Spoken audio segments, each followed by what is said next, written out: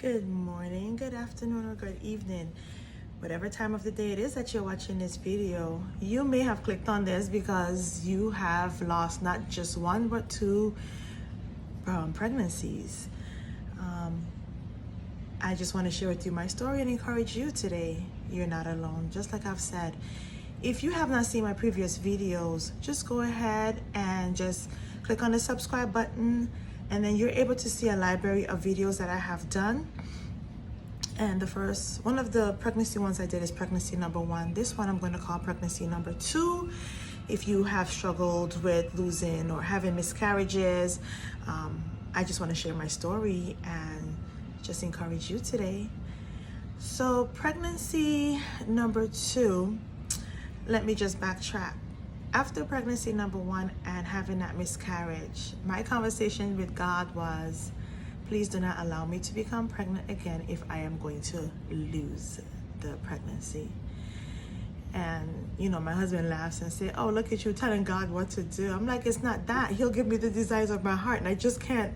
Going through a miscarriage is really rough. You are feeling contractions, you are going through pain, and it's nothing that I would wish on my worst enemy. And from what I understand, it's worse than actually going into labor, pushing out a baby, okay? So, and the other thing is your body goes through so much changes that you can't even imagine because of all of the hormones and stuff. And as I said, I'm going to post pictures. This video may not be as funny as the first one, but I'll try my best, you know. I'm able to smile through my storms. If this was something that just happened, it would not have been easy to talk about. And I realized that a lot of ladies and men, they suffer in silence. And I think that's probably one of the reasons why God wanted me to share my story. So pregnancy number 2, I always make this joke. You know, doctors and even individuals, they like to say, oh, Stacey, what's taking you so long? Not knowing that I have already went through a pregnancy. And sometimes the doctors can put pressure on you. Come on, get back. Don't waste time. Come on. And you're trying to heal. Mentally and physically, you're trying to heal. You're not trying to think of another pregnancy. And I didn't even know that I was pregnant, because by the time I found out, I was already 5 weeks going. And again, whenever I'm pregnant, I always just, my body just blows up. And I remember, I'm not the type of person that throw up. And I remember just being home one day and I had to run to the bathroom. It was high day. And I had to run to the bathroom and I was like, this is weird. I didn't think anything of it. I remember one day going with my husband to work, and then I had a hard time walking. I chose to just walk with my puppy, and this was 6 o'clock in the morning, and I was having a hard time. I was having some pain and everything, and long story short, I ended up in the hospital.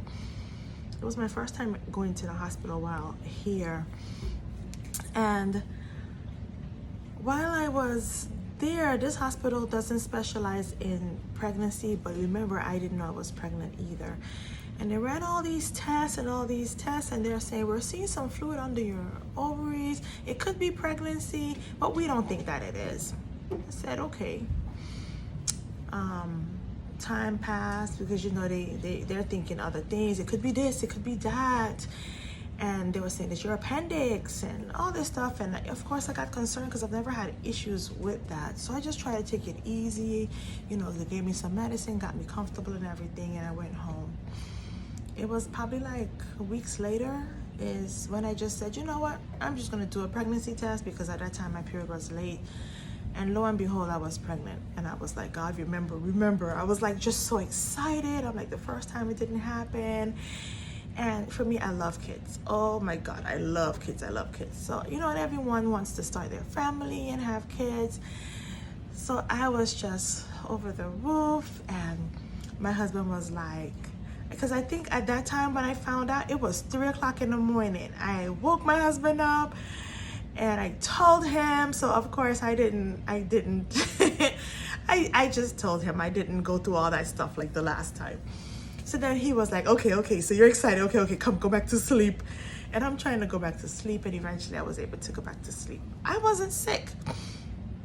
I wasn't sick, just here or there, little upset stomach, little nausea. I found that I would have to get up at 6 in order to eat breakfast in the morning, but I wasn't sick like I was expecting morning sickness and all this stuff. I didn't have that, and I was like, you're happy, but then you also want these sickness to feel as if this is the real thing now. This is the real thing.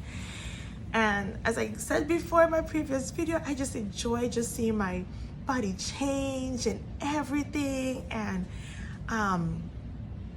I remember when I would go to the doctor and my birthday was coming up, and the doctors are asking my husband, what are you getting her for her birthday? And he's like, don't you see it right there? And he's pointing to my stomach. She already have her birthday gift. And you know, they're just laughing. I did say I was gonna try not to make this funny, but I just can't help it.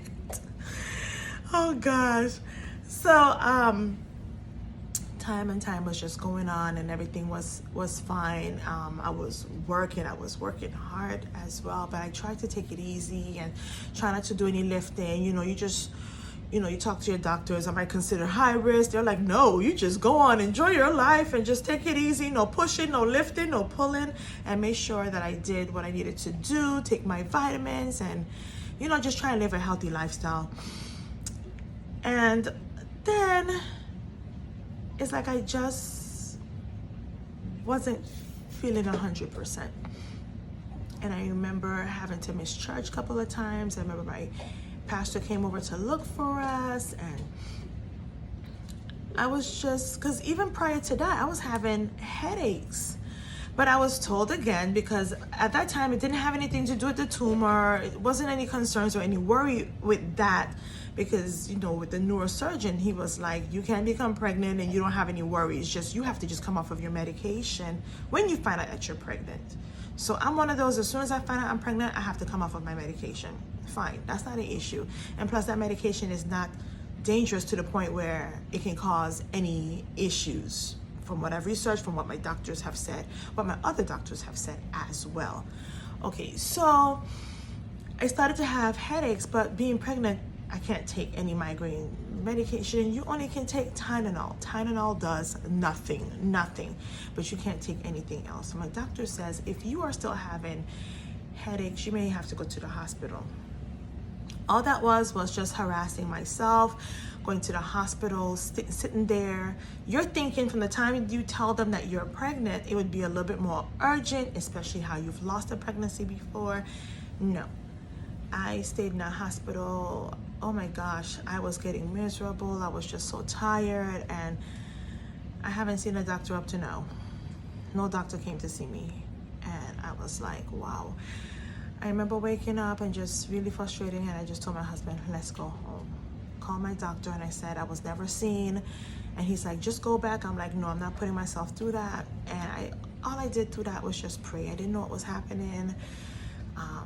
The headaches was just really just terrible, but again, it's part of the signs and symptoms of pregnancy from what I understood. And I just went home and I just rest, because at this time now it was really late, maybe like around 11, 12 o'clock at night. So went home and relaxed. So there was a Sunday that our pastor came to look for us, and I was just there relaxing, but I just kept saying I don't feel well. I couldn't really pinpoint, because every pregnancy is different. And after a while, I just wanted to lay down. It's like I just wanted to lay down. And I lay down for a little bit, but I just kept saying to my husband I didn't feel well. I went to the bathroom and I realized, wow, it's like, it just felt like a big rush of disappointment. Like, here we go again. I'm like, please don't tell me I'm seeing correctly. Is my body rejecting this pregnancy again? What's happening? I remember calling my husband, and I just break down and cry. It's just a human part of me. I just break down and cry. I couldn't even, the first thing, in all honesty, I just kissed my teeth, and I was like, what's really happening, you know? And then you begin to think of, God, I've been faithful. I've been the best Christian I know how. I've encouraged, I've done what I know to do, and I'm like, please tell me this is not happening again, because I can't go through all these contractions again. Talk about 5 minutes apart and then a couple minutes apart. I don't want to go through that. And I was even concerned that, you know, my pastor would hear me crying, but I just really just lost it. I just broke down because the evidence of what I saw, but yet still you try to just hold on to faith. And I had just gotten to that point where as I said, I did not just have mustard seed faith. I always had mango seed faith because of all the things that God has brought me through. And I ended up going to the emergency room. This time I went to a different hospital. This was highly recommended, good hospital and everything. You walk in and it's just filled with individuals, and I'm like, Lord, what am I gonna be seeing? When I was eventually seeing, it's like, well, let me even back up, because it was to a point where every week, again, the doctors wanted me to do an ultrasound because of my previous history. And it was at that point where they was just seeing a sac, and then by the next week they'll see a fetal pole, and then the next week, so it was like slowly progressing.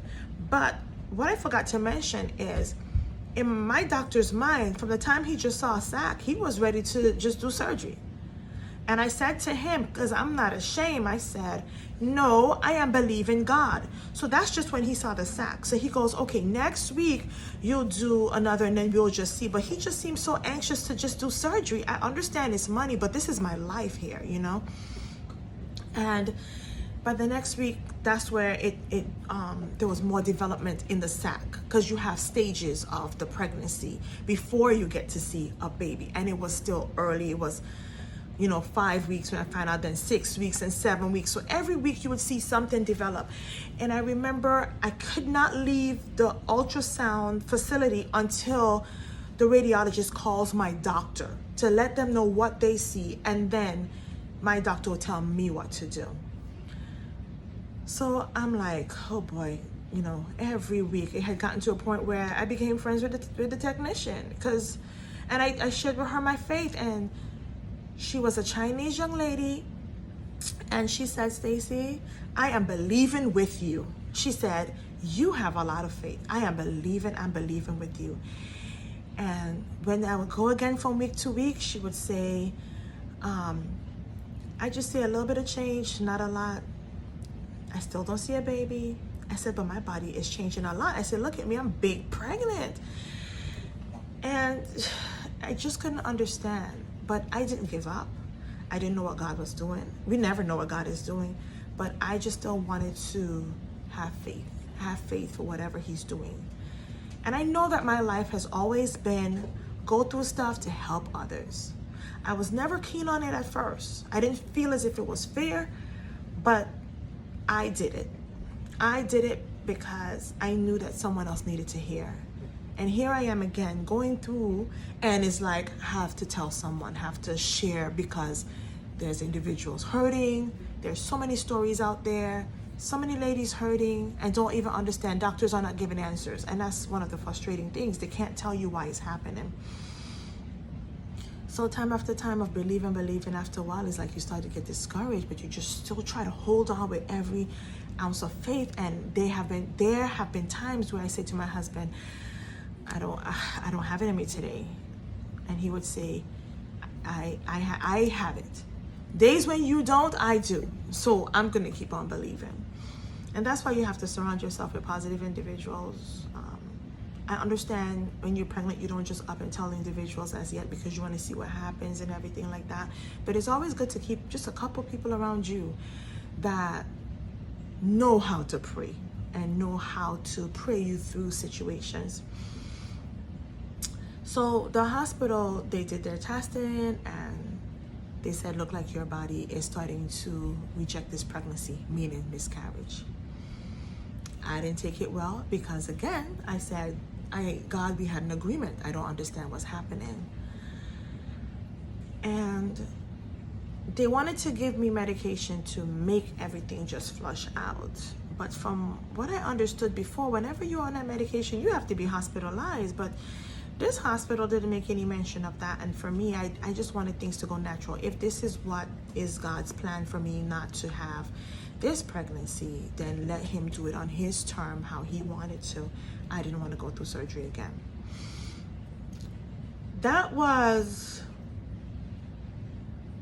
I can't remember exactly what day that was, but like maybe 2 days later, I end right back up in the hospital because now I'm having contractions and now they're starting to feel familiar. And I remember just laying in a hospital bed. Oh my goodness. Can you imagine praying?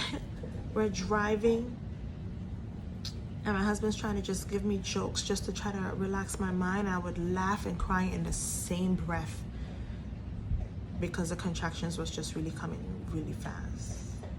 And I remember calling my family and say, you know, I'm rushing to the hospital because, you know, I don't know what's happening, but this isn't good. And you have some individuals that they'll say, no, you still hold on to faith until the end. You hold on with everything you have, you hold on. And even though my body was doing its thing, I still was able to confuse the enemy and still smile through my storm and still pray and still say, God, I thank you regardless of what's going through. Isn't that something? You're going through, you're in pain. What you really want is not happening for you, but you're able to still look and say, God, despite all that I'm going through, you're still a big God. If you don't do anything else, you are still God.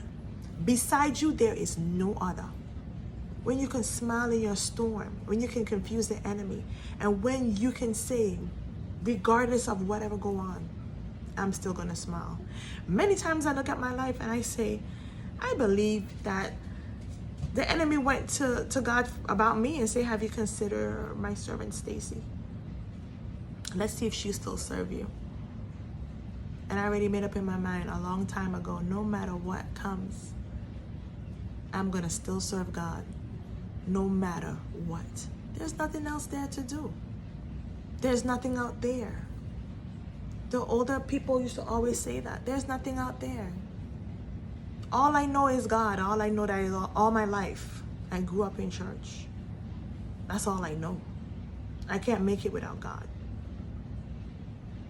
I'm here to encourage you today. You may have just had a miscarriage. You may have a hard time becoming pregnant because you see, someone said to me, Stacy, just being able to become pregnant is a blessing because some of us, we don't even have that opportunity. So those little things right there, instead of saying, I don't want to hear that, but I want a baby. Say, God, I thank you that I'm able to experience what pregnancy is like, because there's individuals that can't even get pregnant. Pregnancy is not something you could just walk into a grocery store, go to aisle 6, and then boom, you're pregnant. No, it doesn't work that way. It's not something just easy like that. You have to check your body temperature, you have to see when you're ovulating, all these different stuff. And I'm like, I'm not doing that. Doctors are like, do infertility. I'm like, that costs so much and so much money. I don't want to do that. When I have a God that can do it for free. Let me encourage you today. Yeah, my dog was making noise.